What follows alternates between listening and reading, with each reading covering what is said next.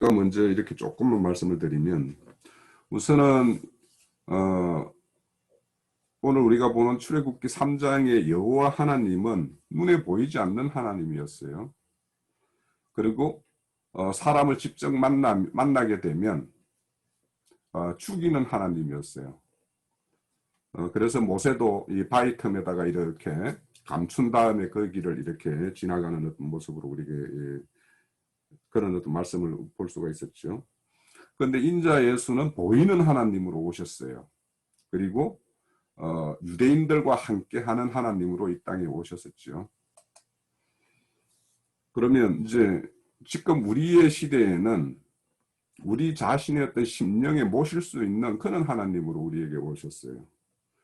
그래서 지금은 유대인만이 아닌 만민에게 어떤 하나님의 영으로 부음이 되어서 우리에게 이렇게 와 계시죠.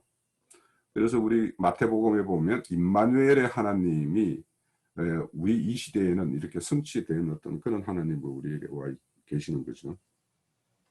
그래서 어제 우리가 나눴던 말씀을 잠깐만 정리를 하면 이름 안에는 그 인격과 성품이 그대로 이렇게 녹아 있는 것이 이름이다.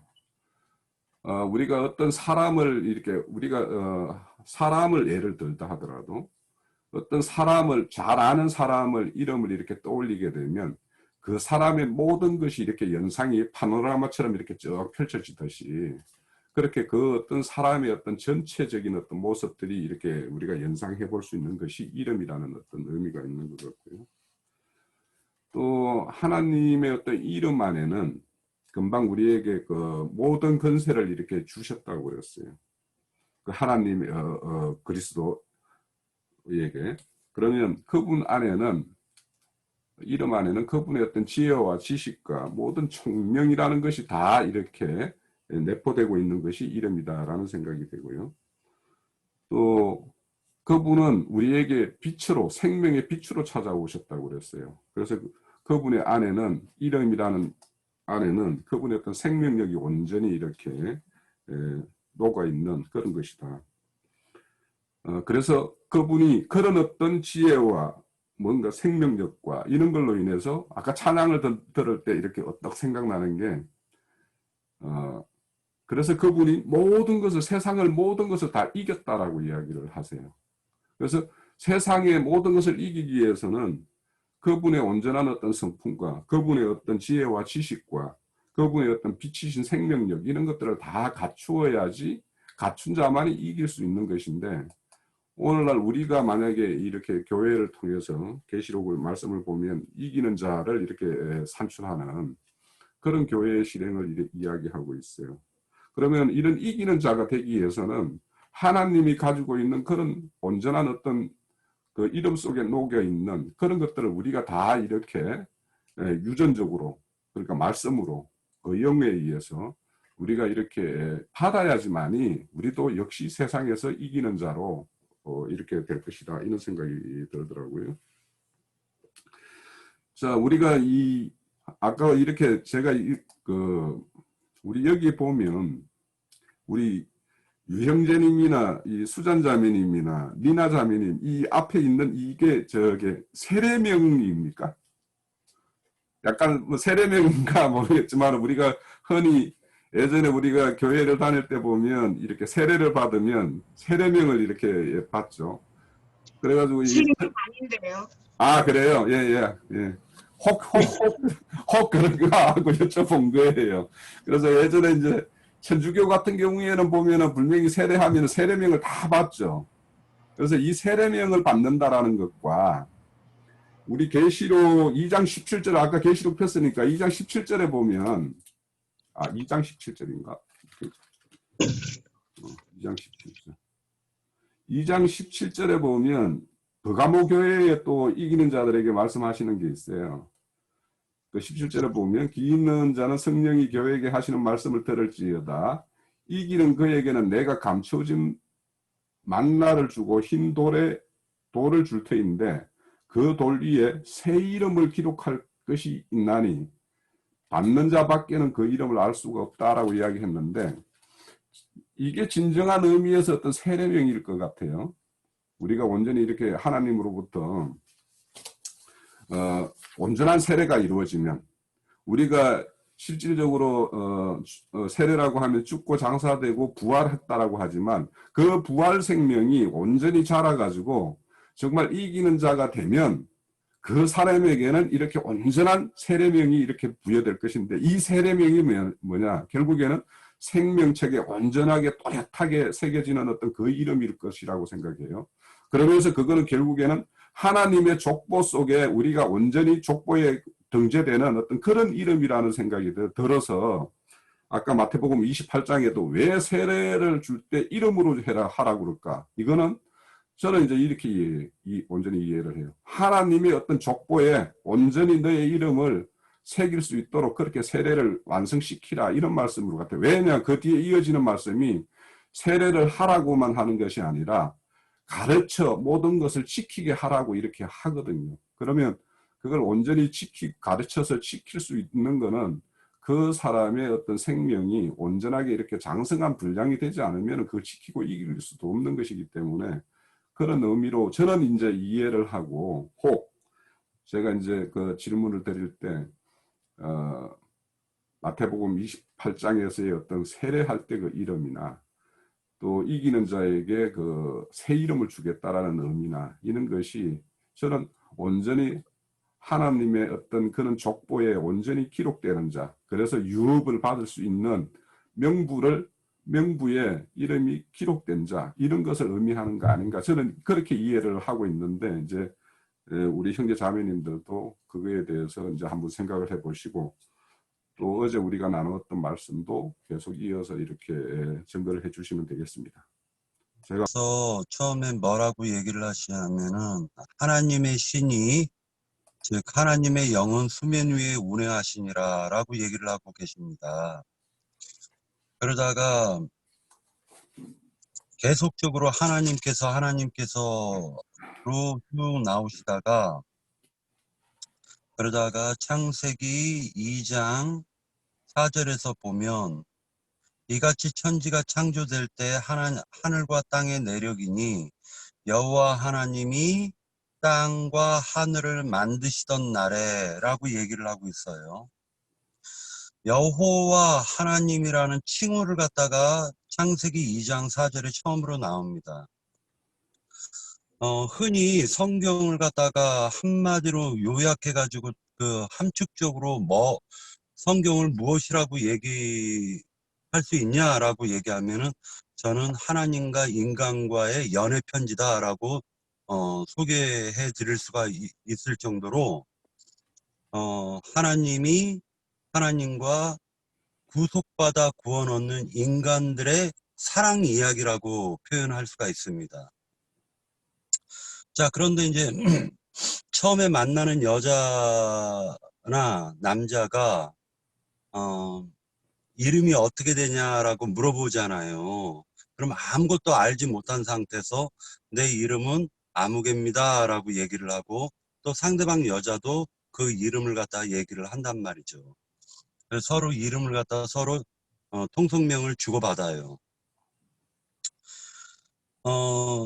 하나님께서 최초로 2장 4절에 인간과 관계를 맺을 때 여호와 하나님이라고 얘기를 하고 계세요.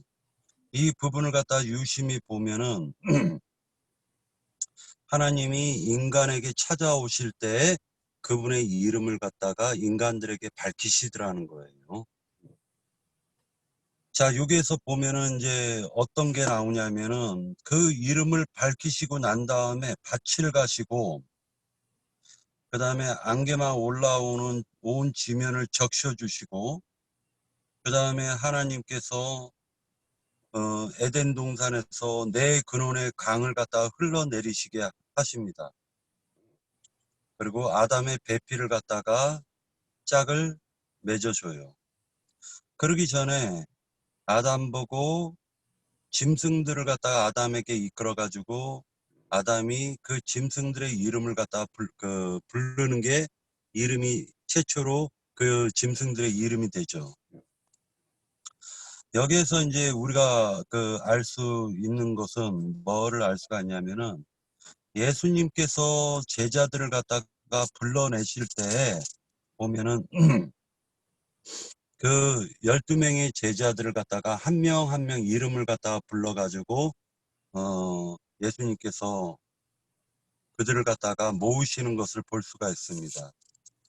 그러고 나서 요한복음에 보면 이제 니고데모에게 거듭나야 된다라는 이 비밀을 갖다 얘기를 해요. 이것은 이제 하나의 어떻게 밭을 가는가에 대한 예피적 사건인 것 같습니다.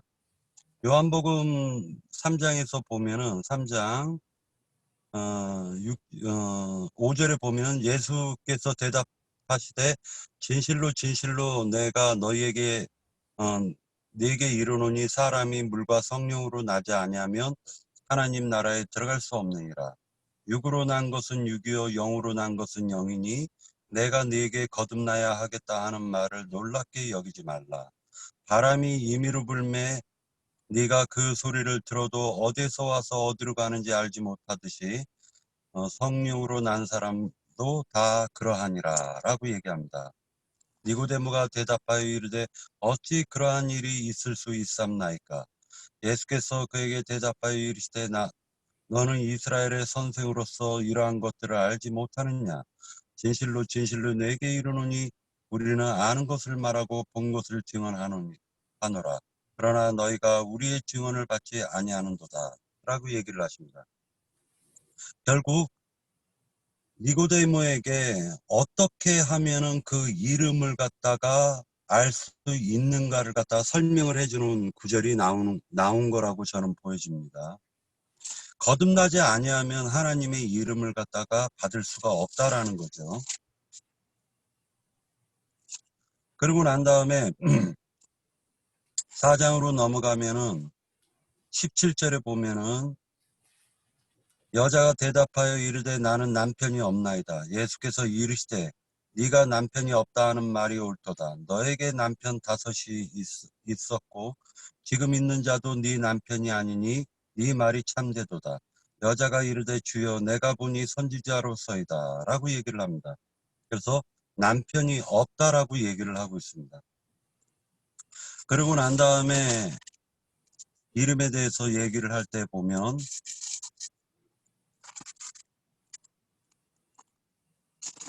계시록에서 보면은 계시록 13장에서 보면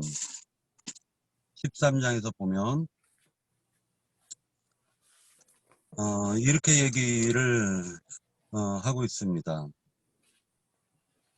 13장 6절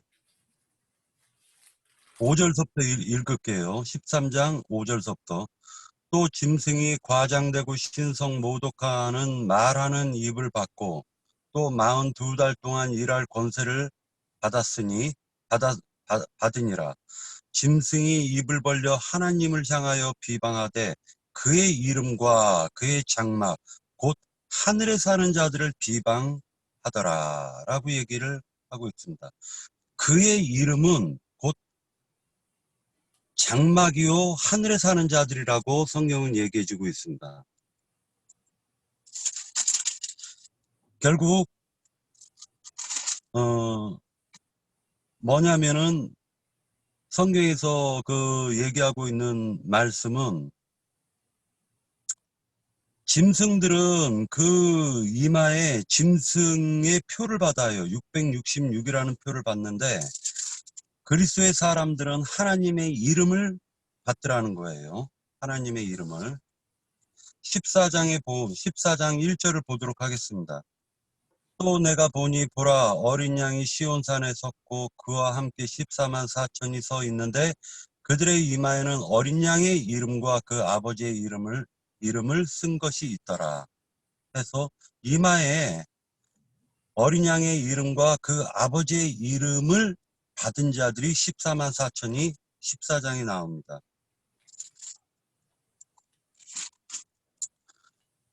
자, 이제 여기에서 우리가 이름에 대해서 요 정도 얘기를 하고 그러면 어떻게 이름을 받느냐, 어떻게 이름을 받느냐에 대해서 생각해 보도록 하겠습니다.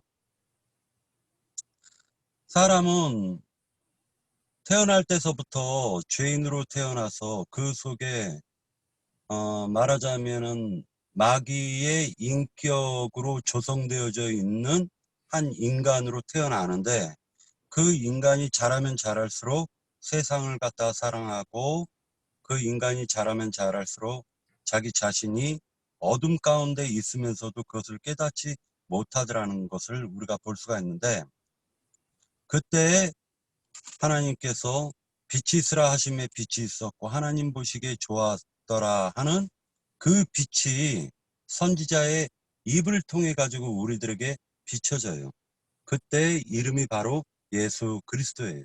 그래서 모든 어둠과 사망과 그 다음에 모든 죄들 가운데서 그분의 이름으로 건짐을 받습니다. 그리고 난 이후에 그분 안에서 먹고 마시는 축복을 누리는 것을 에베소서에서는 하늘에 앉혔느니라라고 얘기를 해주고 있습니다. 그렇게 해서 우리의 속에 죽어버린 양심, 악한 양심을 갖다 살려서 그 양심의 호소 소리를 듣게 하시는데, 이 양심이라는 것은 성경에 보면 지성소 안에 법궤로 상징이 되고, 그 법궤는 그리스도의 양심인 거예요. 하나님의 양심이죠. 하나님의 양심으로는 죄인된 옛사람으로서는 도저히 나아갈 수가 없어요. 하나님의 양심으로서는. 즉 다시 얘기해서 하나님의 양심의 소리에 어떤 사람도 그 양심의 소리 앞에서 살아날 자가 없더라는 거죠. 살아날 자가 없더라는 거예요. 그래서 하나님께서 인자, 즉 말씀이 육신이 되어서 오시는 그 예수로 말미암아 모든 사람들의 죄를 짊어지게 하셔가지고 사망에서 생명으로 옮겨놓고, 그러고 난 이후에 그 사람을 거듭나게 해서 이제 인자 예수이신 그분이 그리스도 예수, 즉 법에도 양심이 있는, 즉 너는 죽어야 될 죄인이지만 그러나 그런 너를 위하여 내가 대신 피값으로 그 죄를 갚아 주었으니 이제는 너는 죽은 자가 아니요 산 자이며 죄에서 해방받은 자다라는 걸 선포해 줌으로 말미암아 모든 인간이 하나님의 은혜 안으로 들어갈 수 있는 축복의 문이 열려졌다라는 것이죠. 그래서 그 지성소의 법궤 안에 있는 하나님의 양심 앞에 나아갈 수 있도록 허락하셨는데, 그것이 바로 거듭남이다 라고 얘기를 하고, 살아난 양심으로 말미암아, 핏부림 받은 양심으로 말미암아 그분의 양심과 나의 양심의 연합을 통해 가지고 이제 인간의 혼에 빛비침을 받을 수 있는 그러한 사람이 되었다라고 볼 수가 있죠. 그런데 그 속에서 이제 그분의 온전한 그분의 성품, 다시 얘기해 가지고 완전하게 죄인 되어 가지고 죽을 수밖에, 영원토록 죽음에서 해방받지 못하는 그런 죄인들을 위해 가지고 당신의 그 피를 흘리심으로 말미암아 목숨값으로 계속해서 우리를 사신 그 값으로 말미암아 이제 그분 안에서 어떠한 허물이 있다 할지라도 모든 것을 덮어주고 은혜 가운데서 덮어주심으로 말미암아 이제 누구나 할 것 없이 담대하게 그리스도 안에 양심 앞에 나아가 호소할 수 있는 그리스도인들이 되었다라는 것을 성경은 얘기해 주고 계십니다. 그래서 결과적으로 그분의 성품과 그분의 인격을 갖다가 받음으로 말미암아 우리의 신비 속에 그분의 성품이신 그 이름을 새김으로 이제 너는 마귀의 것이 하나님의 것이 되었다라고 하시고 옛 계명이 새 계명으로 새롭게 새겨주심으로 친필로 새겨주심으로 말미암아 우리는 살아 움직이는 하나님의 편지들이 되었다라고 얘기를 해주고 계십니다. 그래서 그 이름을 받지 않은 자 외에는 그 이름을 모르더라라고 얘기를 하고 있어요. 그래서 최종적인 것은 이름을 받았다라는 것은 결국엔 생명책의 이름이 농명된 것을 의미하고 구속받은 사람들이 구원을 이루어가는 그 과정을 통해 가지고 하나님의 성품을 본받는 참된 그리스도인이 되는 것이 그분의 이름이다라고 생각이 들었습니다. 예, 마치겠습니다. 말씀하신 분이 없으면 제가 또 하겠습니다. 어제 말씀 속에는 이제 14절, 15절, 16절, 17절까지에 대해서 이렇게 이제 말씀을 통해서 그 하나님이 어떠신 분인가. 그래서 나는 창조자이고 또 내가 너희 조상들을 통해서 나타났었고 또 너희 조상들 중에 아브라함과 이삭과 야곱을 통해서 내가 나의 하는 일을 너희에게 보여줬다. 이렇게 이제 이스라엘 백성들에게 소개되었으며 그것이 나의 이름이다. 그러니까 아브라함과 이삭과 야곱을 통해서 내가 너희에게 하고자 하는 너희에게 보여준 것이 있다. 그것이 나의 이름이다. 그리고 이것이 대대로 나를 기념해야 되는 것이고 이것으로 너희 표를 삼아라. 이렇게 이제 했다고 이제 말씀을 제가 이제 나눴는데 오늘 이어서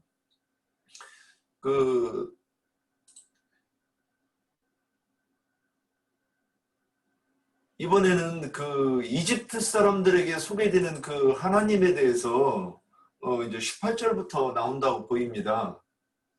그래서 18절에 그러면 그들이 너희 말을 들을 것이다. 너는 이스라엘 장로들과 함께 이집트 왕에게 가서 이렇게 말하라. 여호와 히브리인의 하나님께서 우리와 만나셨습니다. 그러니 이제는 우리가 광야로 사흘 길을 나아가 여호와 우리 하나님께 희생 제물을 바치게 해주십시오. 이렇게 이제 말하는데 이 부분을 보면서 그러면 왜 이집트 왕에게 파라오에게 말할 때는 여호와 히브리인의 하나님께서 우리와 만나셨습니다. 이 얘기를 했을 때 바로는 무엇을 생각할까 한번 생각해 봤습니다.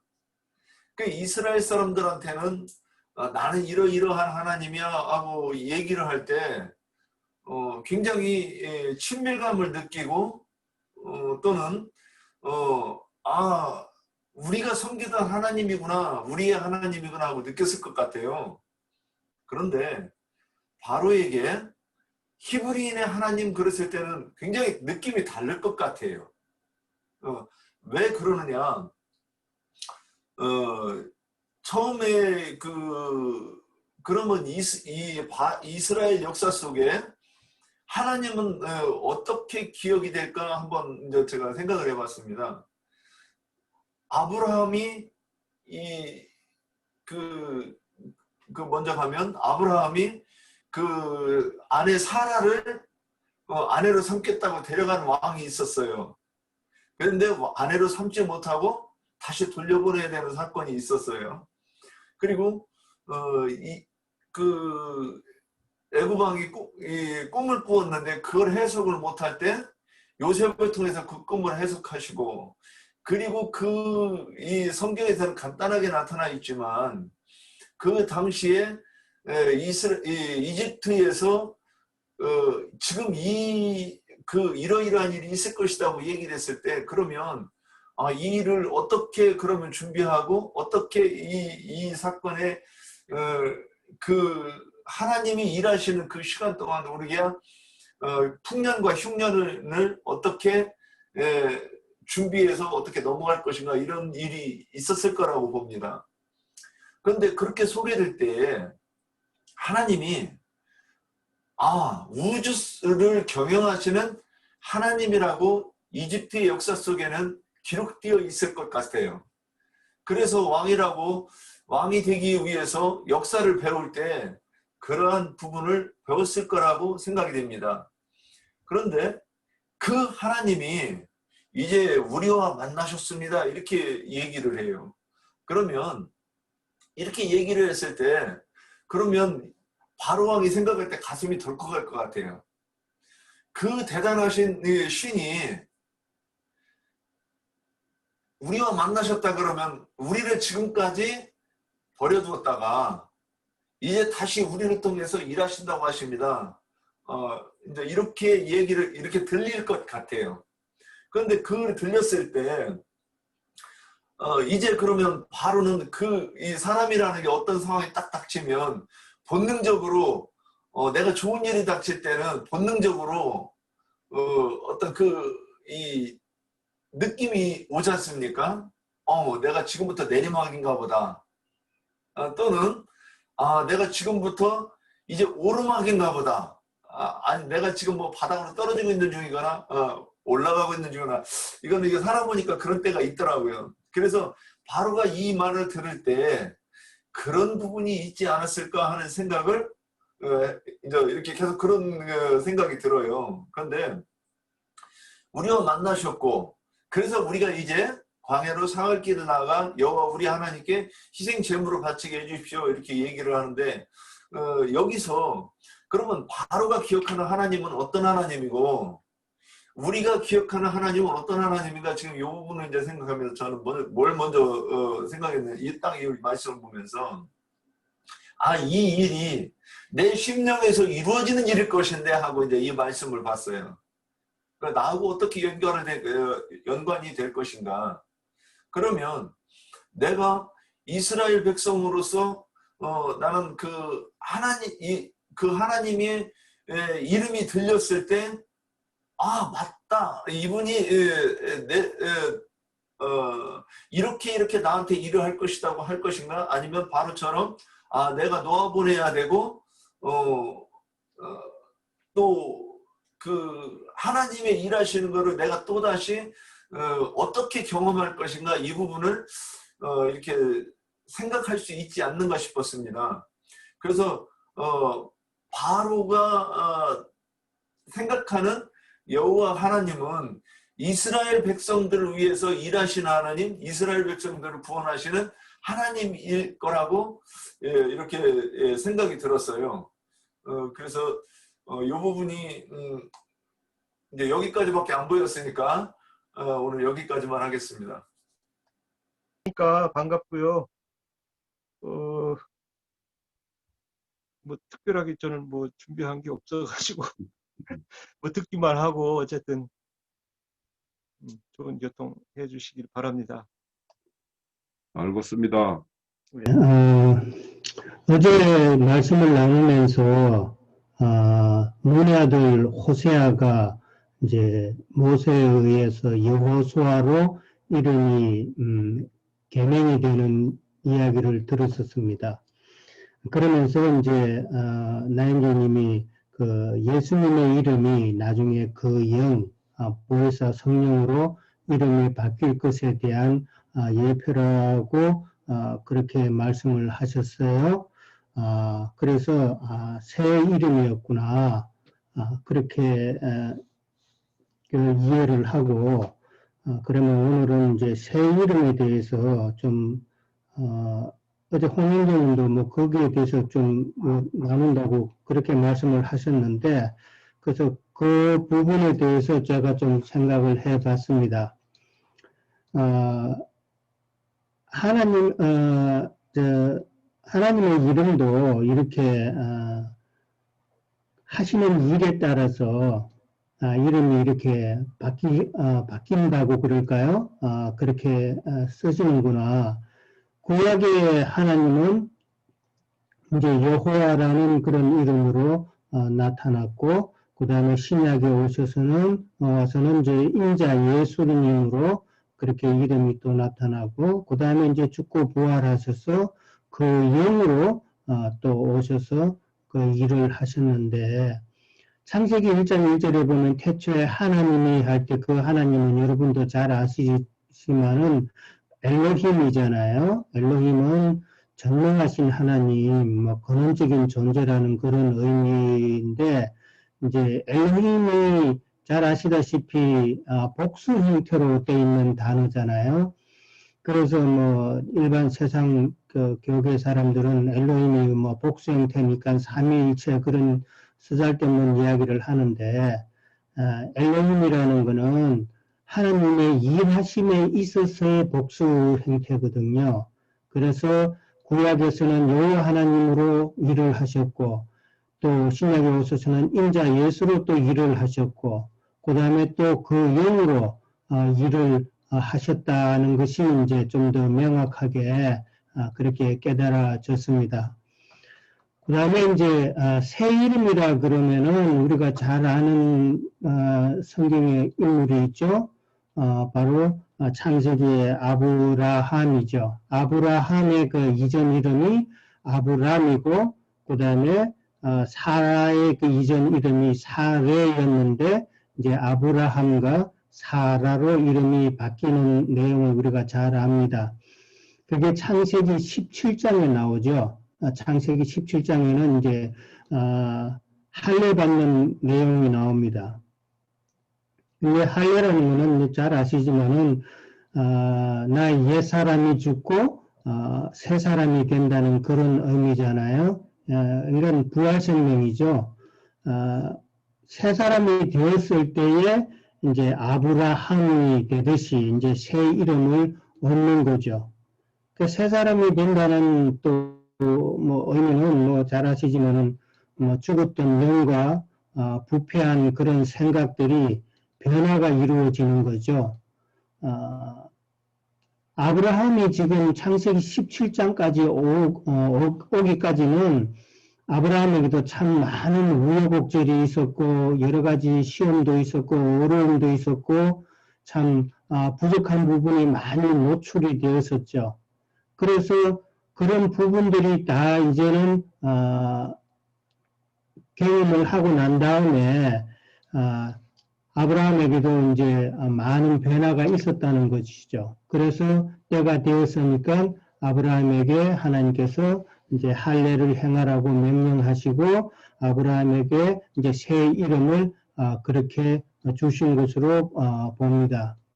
근데 새 이름을 받으면은 아브라함이라는 그 새 이름을 받음으로써 아브라함에게 있어서는 하나님에 대해서 그 영적인 그 신분이라 그럴까요?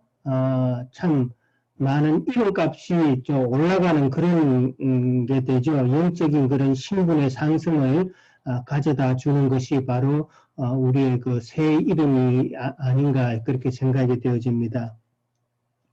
보통 우리가 이제 생명책에 기록될 이름이라고 이제 그렇게 이야기를 하는데, 저는 생명책에 기록될 그 이름은 바로 그냥 이름이 아니라 새 이름이다. 우리의 새 이름이 기록될 것이다 라고 저는 그렇게 생각이 되어지고요. 이름만 아니라 일평생 그 믿음 생활, 우리가 어떤 영으로, 어떤 말씀으로, 어떤 교회 모임으로 신앙생활을 했는가 하는 모든 내용들이 다 함께 기록이 될 것이다 라고 저는 생각이 됩니다. 그런 모든 것이 바로 우리의 이름이라는 것이죠. 뭐 제 한국 이름이 뭐 조셉유라고 그렇게 돼 있어서 제 한국 이름을 잘 모르실 텐데, 저는 유재근입니다. 이슬제자 뿌리 근자인데, 생명책의 유재근 그 이름만 적히는 것이 아니라 나의 모든 그 신앙생활의 기록이 함께 같이 올려질 거라 저는 그렇게 생각을 하고 있습니다. 근데 올라갈 때 이제 좋은 그런 면도 올라가겠지만은 또 나쁜 면도 이 사람이 뭐가 부족했다든지 이런 면도 올라가지 않을까 그렇게 생각이 되어집니다. 나쁜 면보다는 하나님의 생명책에 좋은 면이 더 많이 기록이 되면은 그만큼 영적인 그런 신분이 더 상승되지 않을까 저는 그런 생각도 해봅니다. 오늘 잠깐 조금 전에 홍현재님 갑자기 카톡으로 한 10분 전인가요? 좀 질문을 또 두 개를 올리셨는데, 아버지와 아들과 성령의 이름으로 세례를 주라고 하신 그 부분에 대해서. 유영재님, 잠깐만요. 소리가 굉장히 저만 울리나요? 그래요? 예. 저는 구약에는 아버지와 아들과 성령이라는 그 이름이 아브라함의 하나님, 이삭의 하나님, 야곱의 하나님으로 이제 그렇게 연결이 되어지는 걸로 이해를 합니다. 아브라함의 하나님, 이삭의 하나님, 야곱의 하나님이라고 나오는 것은 하나님께서 언약을 맺었을 때에 꼭 이런 표현이 나오는 걸로 제가 기억을 하고 있어요.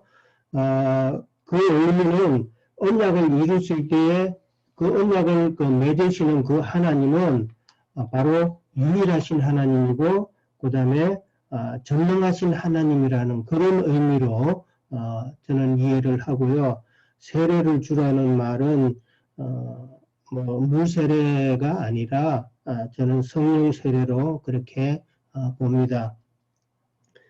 세례를 주라고 이래가지고 바울도 처음에는 세례를 주고 그렇게 했잖아요. 몇 사람한테 세례를 주고 그랬는데 나중에 보면은 바울이 내가 많은 사람들한테 물로 세례를 주지 않은 것을 다행으로 여겼다고 그런 표현을 했는데 그만큼 성령 세례를 의미한다고 볼 수 있죠.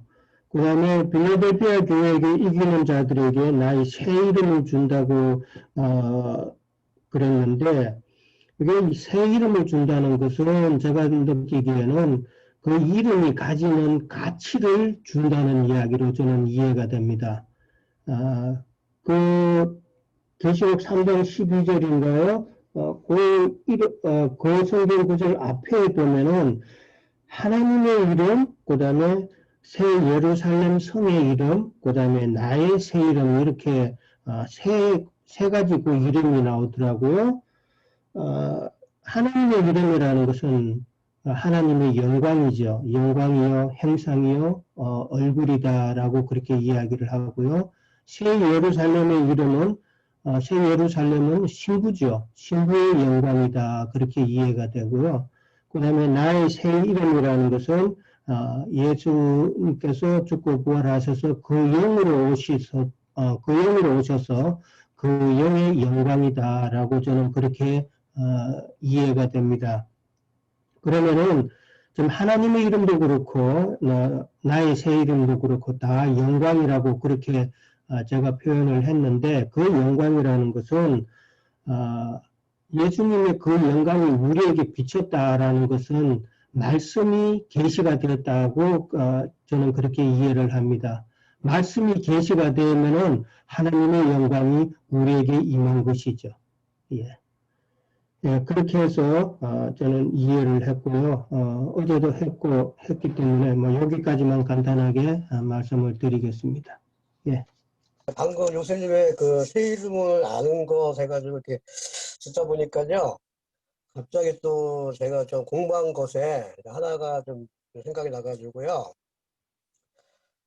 구약에서는 저 여호와 하나님이라고 이제 이렇게 칭해서 이렇게 여호와 하나님이 하셨는데요.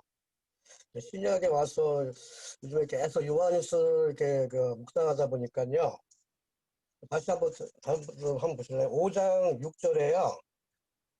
5장 6절에 요한일서 5장 6절에 내가 한번 읽어보겠습니다.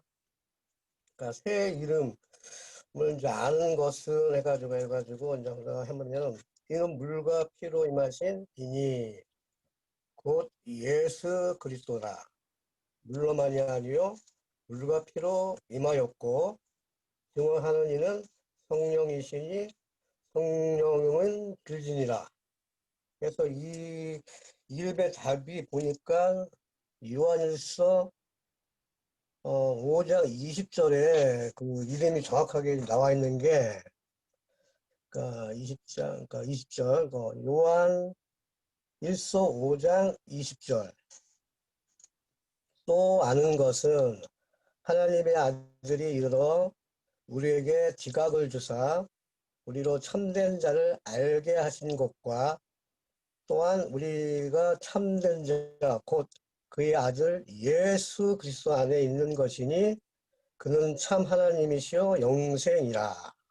그러니까 이 말씀이 그러니까 전에도 제가 얘기했던 그 마음에서 오는 이름이 참 하나님 이름이 그러니까 예수 그리스도 아니면 그리스도 예수 이렇게 말씀을 하시는 것 같습니다. 그러니까 저는 뭐 정확하게 잘 알지는 못하지만 어쨌든 이제 구약의 하나님의 이름을 하실 때는 그냥 여호와 하나님이셨는데 우리의 이제 생명이신 그리스도 예수의 이름은 참 하나님이신 그리스도 예수님을 항상 이렇게 얘기하시는 것 같아요. 그래서 이 마음이 와가지고 이렇게 말씀을 드렸습니다. 여기까지입니다.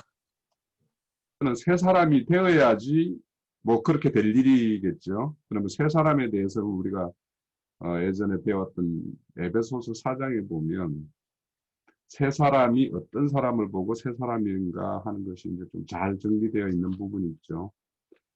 에베소서 4장 15절에서부터 이렇게 좀 읽어볼게요. 오직 사랑 안에서 참된 것을 하여 범사에 그에게서 자랄지라. 그는 머리 곧 그리스도라. 그에게 온 몸이 각 마디를 통하여 도움을 받음으로 연결되고 결합되어 각 지체의 분량대로 역사하여 그 몸을 자라게 하며 사랑 안에서 스스로 세우느니라. 그러므로 내가 이것을 말하여 주 안에서 증언하노니 이제부터 너희는 이방인이 그 마음에 흠악한 것으로 행한 것 같이 행하지 말라. 그들의 총명이 어두워지고 그들 가운데 있는 무지함과 그들의 마음이 굳어짐으로 말미암아 하나님의 생명이 떠나 있도다. 이것이 우리의 옛사람의 어떤 모습이었죠. 그들이 감각 없는 자가 되어 자신을 방탕에 방임하여 모든 더러운 것들을 욕심으로 행하되 오직 너희는 그리스도를 그같이 배우지 아니하였느니라. 진리가 예수 안에 있는 것 같이 너희가 참으로 그에게 듣고 또한 그 안에서 가르침을 받을진대 너희는 유혹의 욕심에 따라 썩어져가는 구습을 따르는 옛사람을 벗어버리고 오직 너희의 심령이 새롭게 되어 하나님을 따라 의와 진리의 거룩함으로 지으심을 받은 새 사람을 입어라 이렇게 되어 있어요. 그러니까 우리가 결국에는 새 이름에 우리 지금까지 우리가 나누었던 새 이름을 받는 거나 하는 이런 일들은 이런 어떤 우리가 새 사람이 된다라는 어떤 것이 이제 더 선행되어 이런 것이 되었을 때 우리는 새 사람이 되는 거, 새 이름을 받는 것이 되는 것이니까 그렇게 한번 좀 이해를 하시면 어떨까 싶습니다. 자, 지금 이제 우리가 시작한 지가 거의 1시간이 다 돼갑니다. 이제 한두 분 정도 있으면 한두 분 정도 증거를 듣고 그렇게 마치죠. 말씀드리고자 합니다. 그래서 마태복음에 아버지와 아들과 성령의 이름으로 세례를 베풀고 그러면 이게 이제 아버지와 아들과 성령의 이름을 이제까지 모르고 구약의 하나님만 알던 사람이 아들과 성령의 이름까지 에 대한 교훈을 듣고 배우는 것이 이것이 진짜 이제 세례를 베풀었다고 이해가 됩니다. 그러면 그렇게 해서 자기가 먼저 오늘 아까 본 중에서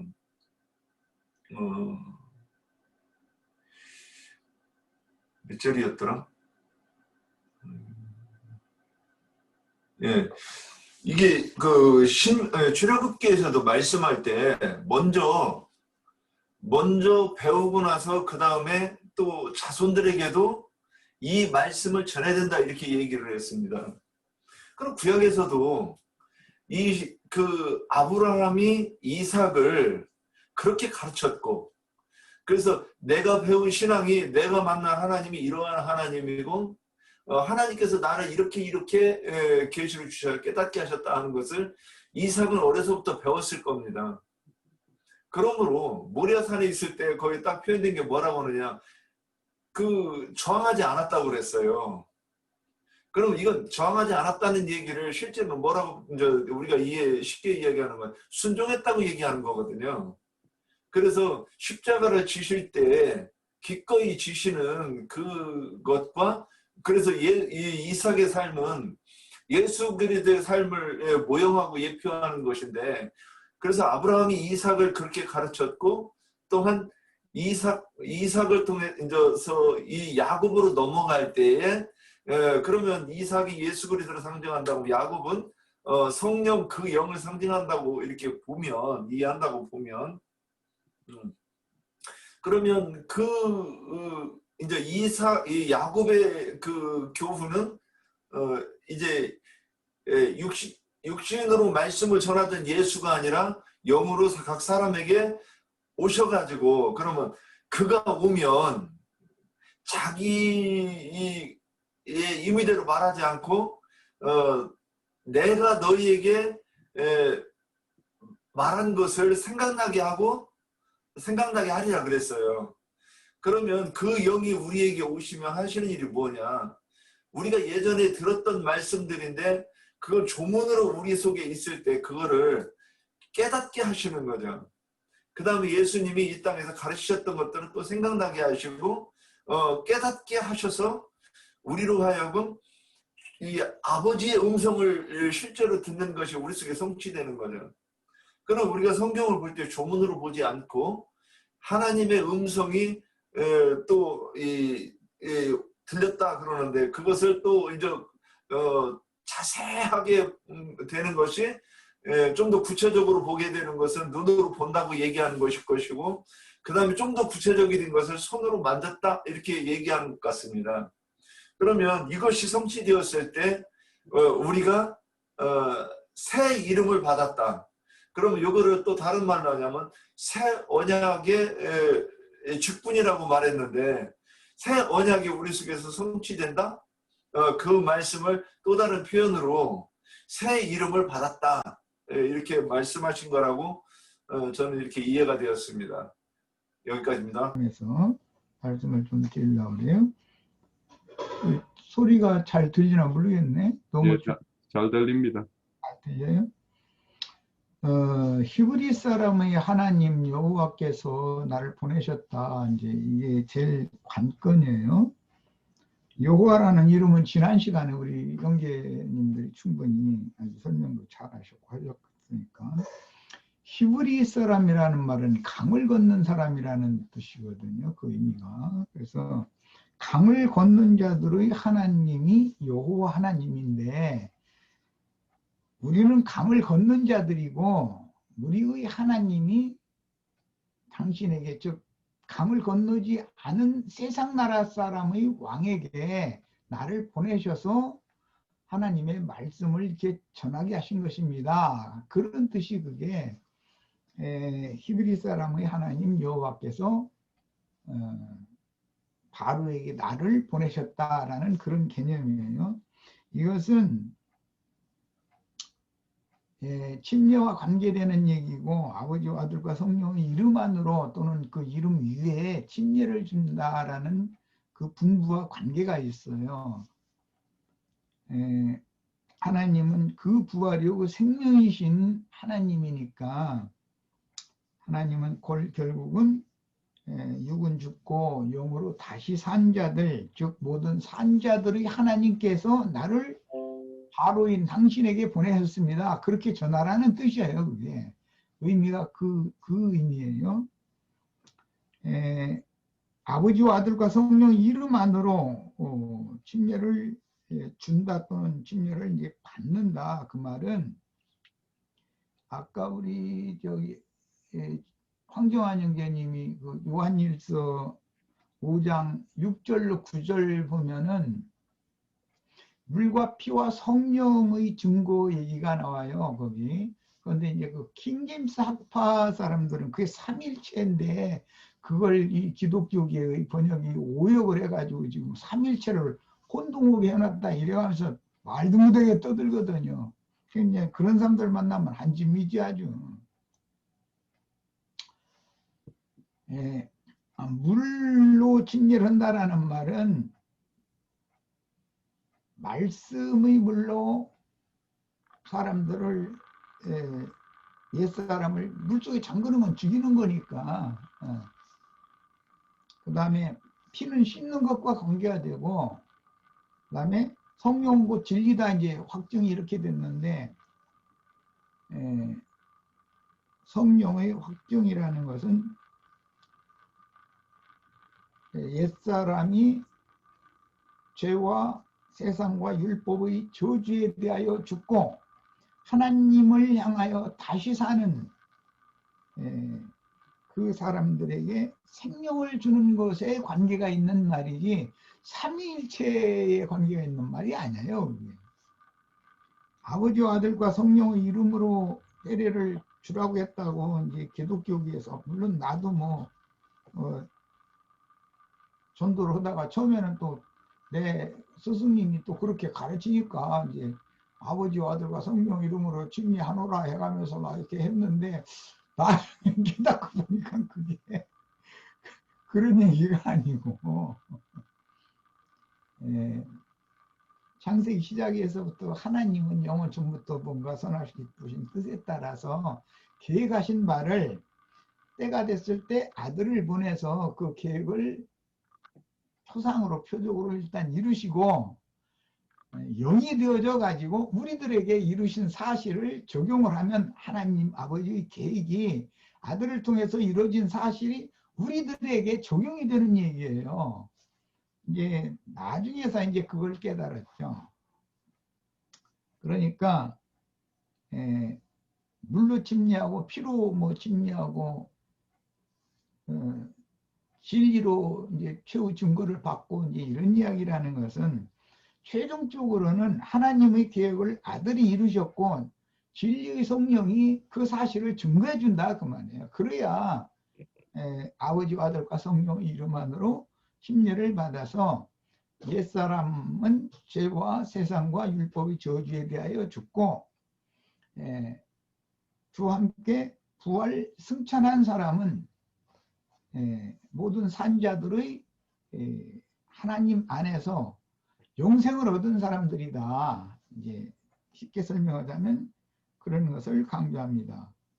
여기서 이제 신다는 말은 구약 성경에서는 제물을 갖다 속죄를 위해서 제사장한테 바치면 반드시 물 깃는 여인들이 물을 기르는 물이 그 회막에는 많이 있었기 때문에 뭐 어느 내가 이것은 뭐 직접 그런가는 자세히는 모르지만 내가 이제 어떤 그 목사분한테 들은 얘기인데 큰 통에다가 물을 6통을 준비를 해놔가지고 그게 소를 목욕할 수 있는 그런 양이다 뭐 이제 이런 말을 하더라고요.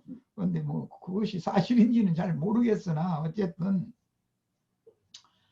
왕이나 제사장이나 선지자는 큰 소로 상징이 되니까 그런 사람도 6통의 그 물로 다 온몸을 목욕을 해야 된다는 이제 뭐 그 사람이 그게 진짜인지 뭐 어쨌든 난 이제 그렇게 가르침을 받아가지고 들은 적이 있어요. 그런데 어쨌든 사람 6통이라고 하는 것은 옛사람을 말하는 거니까 옛사람은 우선은 요한의 침례를 받아서 회개를 먼저 해야 된다는 거예요. 물로 침례하는 건 회개시키는 것이거든요. 그 다음에 성령의 침례가 와야 진리의 성령께서 너는 내 것이다라고 하는 확정을 받는 것이니까 그 사람이 이제 거듭난 사람이라고 그래요. 그 다음에 그거는 양심과 관계가 있다. 오늘은 시간이 이제 많이 걸릴 것 같으니까 히브리서 9장 14절 보면 구약의 속죄절날 제사하는 제사법을 쭉 설명을 해가면서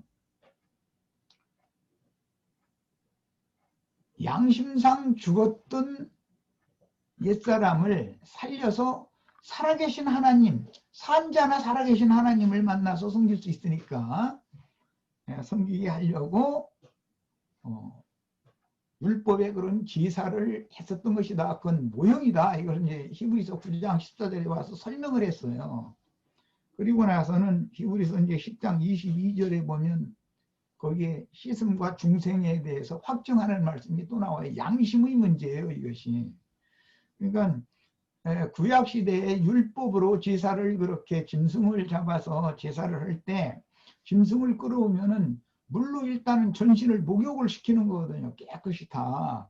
그런데 이것은 신약에 와서 예수님이 제자들을 말씀을 가르쳐 가지고 너희는 내가 가르쳐 준 말로 이미 목욕하였다. 그게 실상이거든요. 구약시대에 그 제물을 목욕시키는 것은 예수 그리스도의 말씀으로 속 부분이 깨끗게 되는 것이 실제니까. 그래서 요한의 세례만 받으면 안 된다. 반드시 예수 그리스도 이름만으로 침례를 또 받는 것이 그래 재침례 교도들이라고 이제 그러는데 거기에 대한 시료는 사도행전에 나와요. 침례를 다시 받는 거예요. 요한의 세례만 알 뿐인 사람은 그 사람은 정말로 씻어진 사람이 요한의 세례만 받은 사람은 껍데기를 씻는 거예요. 짐승을 목욕시키는 거예요. 그러나 예수 그리스도 이름으로 다시 침례를 받으면 속부분을 씻는 거예요. 그 사람에게 깨끗해진 청결한 신앙 양심을 가진 사람에게나 진리의 말씀이 계시로 주어지면 깨달음이 오는 것이거든. 그래야 거듭나니까 이제 이런 그 단계를 신약 성경 히브리서에서는 구약의 제사법을 아주 정확하게 설명을 했습니다. 그 다음에 이제 70일에 관한 이야기인데 기독교계에서 이 70일에 관해서 막 파고들고 하는 사람들이 꽤 있어요. 뭐 우리 모임에도 왔던 그 김은혁인가 뭐 그 친구 아주 그냥 아주 골사심어도만 완전히. 근데 이것은 완전 속죄, 히브리서 10장에 단번에 완전히 모든 죄를 다 완성하셨다. 이제 거기에 대한 비유였어요. 구약성경 이건 라멕이 먼저 카인을 위해서는 벌이 700일째인데 나를 해코지한 자를 내가 벌을 줄 때는 77배로 벌을 주겠다. 그것부터 그게 시작이 되는 거거든. 그리고 나서 그 말씀이 다니엘서 9장에 가면은 바벨론 포로된 사람들이 70년이 맞춰야 해방받는다라는 말씀을 이제 영적으로 해석해 들어가는 거예요. 그게 무슨 뜻인가? 그런데 그 71회를 말할 때는 7일회와 62일회와 마지막 한 일회를 세 단위를 묶어서 71회를 채우게 돼 있거든요. 이 이야기는 마태복음 18장 22절에서 베드로가 주님 앞에 내 형제가 나에게 범죄를 하면 몇 번을 용서해 줘야 되겠습니까? 해가면서 본인의 입으로 하루에 일곱 번까지 용서하리까? 라고 물어요. 그러니까 7번뿐 아니라 하루에 7번씩 70번이라도 용서를 해야 된다. 이제 이렇게 답변을 했어요. 그 답변 이야기가 라멕이 말한 77배의 형벌을 용서라는 법으로 바꾼 얘기를 한 것이거든요. 그 그리스도의 구속이에요. 완전한 구속. 그런데 이제 누가복음 17장에도 같은 의미가 나와 있는데 거기에 보면 범죄를 7번 하고 나서 마음에 이제 걸린 형언이 있는 그 어떤 형제에게 와서 내가 잘못하였다고 하면은 7번까지라도 용서를 해라 이렇게 또 해놨어요. 그러니까 이 7이라는 완성의 그 완성으로 가는 완전수라고 그러는데 이 7이라는 완전수를 사용해서 구약의 모든 완벽한 저주를 완전한 구속으로 용서로 법을 바꾸는 얘기를 하는 것이다. 그래서 70일에를 뭐 몇 년도 몇 월 며칠 날 뭐 예수님이 뭐 이번에는 뭐 금년 뭐 12월 31일 지금 며칠 남지도 않았는데 그 전에 뭐 며칠 날 온다고 뭐 이러면서 뭐 이제 해달라고 해서 자꾸 뭐 자기 말할 것이 많다고 이제 이랬었는데 그 친구 혼자 그렇게 그래서 난 들은 대꾸도 안 해요. 저는 이제 아예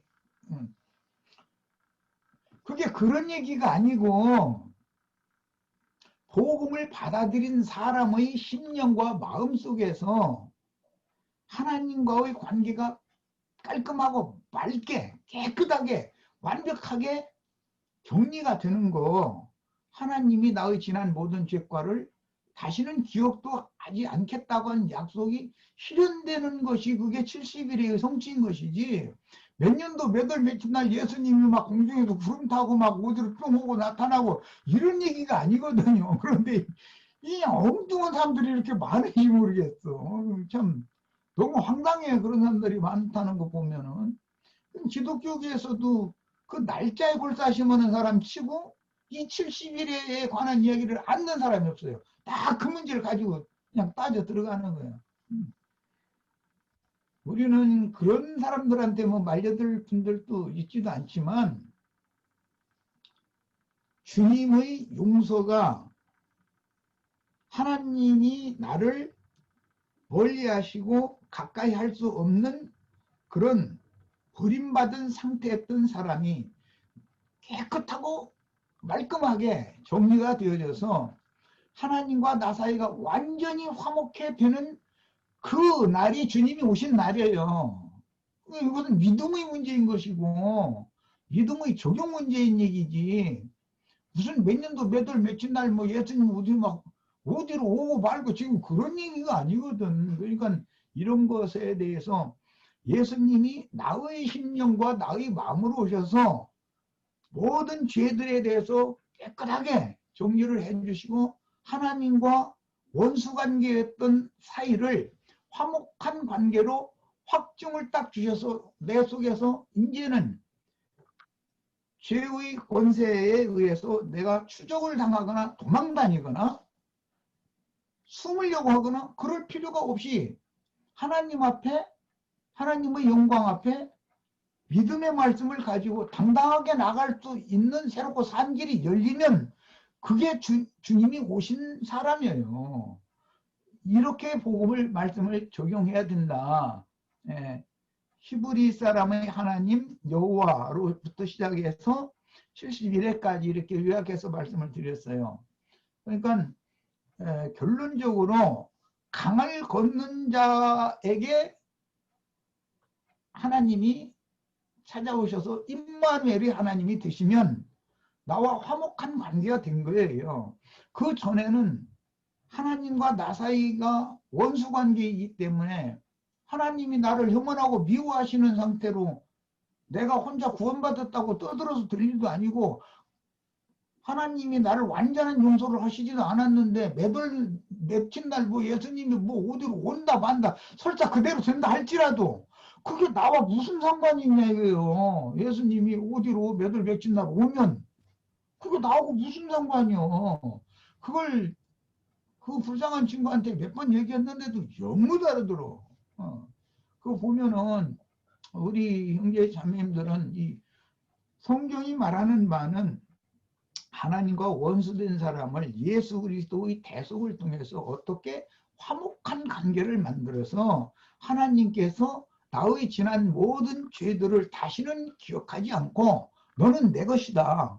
그래서 하나님의 얼굴에 쫓겨난 사람이 하나님의 영광의 얼굴 앞으로 나아갈 수 있는 새롭고 산 길이 열리는 것을 바라는 것이 목적이다라는 거예요. 히브리인의 하나님 여호와께서 나를 바로에게 보냈다. 그 목적은 바로가 사로잡고 있는 하나님의 백성들을 내보내게 하려고 그러는 거잖아요. 그 해방이거든. 죄와 사망의 법에서 해방받는 얘기거든. 자, 여기까지서 마치겠습니다. 네, 형님 수고하셨고요. 우리 오늘 그 출애굽기 3장에 보면 그 여호와 이름을 이야기하면서 나의 영원한 이름이요 대대로 기억할 나의 칭호이니라 이렇게 말씀을 해요. 그러면 여기에 그 기억할 칭호, 이거는 이제 칭호라는 건 기념한다, 뭐 기억한다 이런 뜻이에요. 그러면 우리가 그분의 이름을 영원히 기억하고 기념할 수 있는 거는 그분과 나와의 어떤 온전한 연합이면 그냥 뭐 기억하고 말고가 없죠.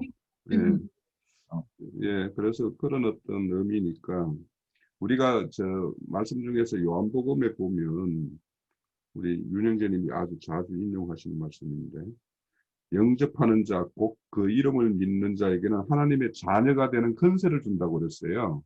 그러면은 하나님의 자녀가 되면 하나님의 이름으로 딱 등록이 되는 거 아니겠어요? 그래서 우리가 그 믿는 자, 영접하는 자, 그 자에게 그걸 준다고 그랬으니까 우리가 그분을 잘 영접하고 진리 정인들의 어떤 정거의 어떤 말씀을 잘 영접하고 그걸 잘 믿음으로써 합하면 그것이 바로 우리의 어떤 새 이름이 되는 것이, 새 이름을 받는 것이고 그분의 이름을 우리의 신비에 새기는 것이 아닌가 이렇게 생각이 듭니다. 자, 오늘 그 지난 시간에 비해서 이제 2시간에 거쳐가지고 예. 하나님이 나를 받아주시면 내 이름이 어린 양의 생명책에 농명이 되는 거게 출생신고가 되는 거잖아요. 그런 뜻이에요. 그런 얘기 뭐 몇월 며칠 날 뭐 예수님 오고 말고 이런 그 바깥에 뭔 일이 있을 거라고 그런 말도 같지 않은 데를 백날 해도 그 다 소용없는 거예요. 나와 하나님과의 관계가 예수 그리스도의 그 중재를 통해서 확실하게 해결이 됐는가, 관계성이. 이것이 제일 중요한 말이에요. 거기에 모든 말씀을 거기에 맞춰져 있는 거예요. 예. 예, 오늘 그 2시간 동안 우리가 저 출애굽기 3장 하나님의 이름과 관련해서 모세에게 보여주셨던 여호와 하나님에서부터 우리가 어떤 성령님에 의해서 우리에게 알려준 그 예수 그리스도의 이름까지 우리가 다 잘 살펴봤습니다. 그래서 오늘 2시간의 어떤 거친 내용들을 잘 새기고 오늘은 이것으로 마치도록 하죠. 예, 광고 마치겠습니다. 잠깐 있습니다. 네, 광고 잠깐 하겠습니다.